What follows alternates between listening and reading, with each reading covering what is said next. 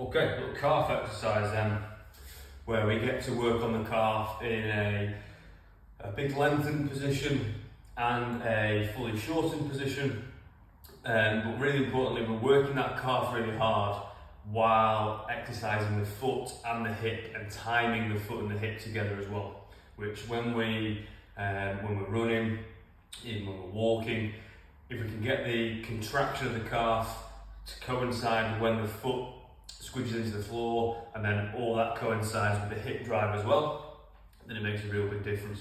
It's just a little bit of a better integrated movement and coordination movement, I guess, than a standard calf raise, because it starts to tie all that in together. So I say, if you can get roughly arm length away from the wall, you can go a little bit closer if you need to. That's just there for a little bit of balance. We're going to stand on one leg, and then you're going to lift your heel so it's very slightly off the floor, like a credit card can slip underneath it. And that just stays there. You don't want to crunch your toes, so your toes stay nice and relaxed.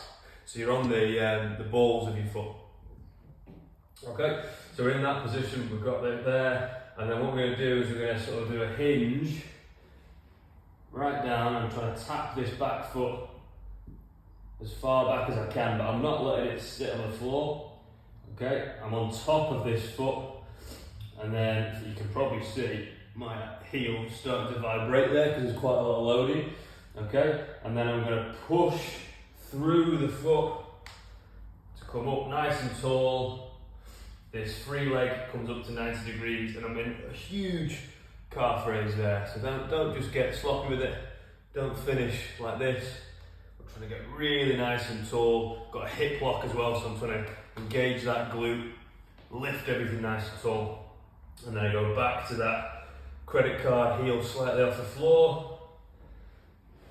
Reach down, and you should get to a point where you can feel a lot of tension. So I've got a little bit of a shake going on again there.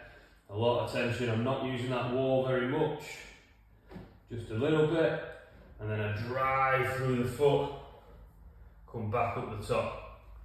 Really important that drive, you don't just passively come back up, you are literally trying to push the ball of your foot into the ground, and then it's not just that with the knee, you're trying to push yourself over the top of that foot.